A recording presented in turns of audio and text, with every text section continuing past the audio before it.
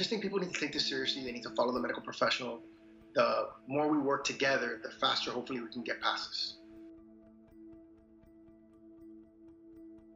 I was in a council meeting, and the news broke that somebody in a delegation that came to Miami with the Brazilian president on Monday and Tuesday that I received was a confirmed tested positive. This is an individual that I probably shook his hand, most likely had a conversation with, and someone sent me a picture that I was a few feet away from him. So once I saw that, I knew that I immediately had to quarantine. And then I got a call from the Department of Health within hours asking me to go in and get tested, even though I wasn't symptomatic.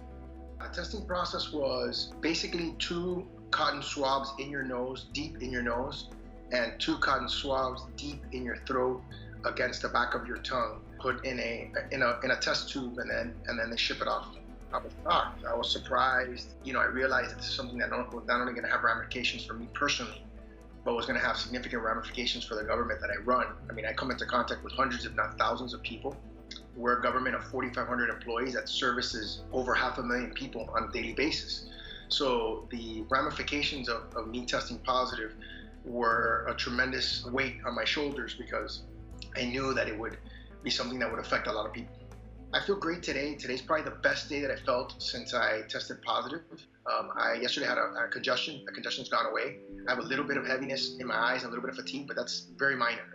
So I'm almost completely symptom-free. I've been very busy doing a lot of interviews, working a lot.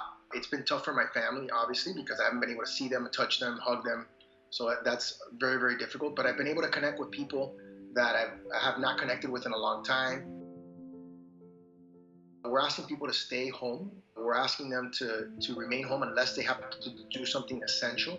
So basically that's supermarkets, hospitals, gas stations, restaurants for takeout, banks, things that are essential to, our day-to-day life. We're asking them if they do have to go outside to please obviously respect social distancing. We're asking all spring breakers to go home.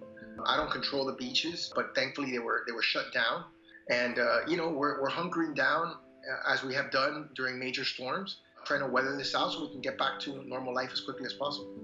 To me, it's the small business owners, it's the employees, it's the everyday people that work paycheck to paycheck are the ones that right now are struggling the most, are very anxious.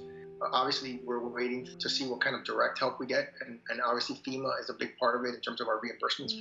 We're in the process of trying to secure testing capabilities in the city, and that's obviously something that's going to be a FEMA reimbursement, as well as a variety of other tools that we're trying to use to communicate with our residents. The next steps are getting our testing facilities up and running as quickly as possible. I think supporting our first responders and our hospitals that may get overwhelmed, trying to get as many supplies as we can, and also reassuring the public and continually communicating.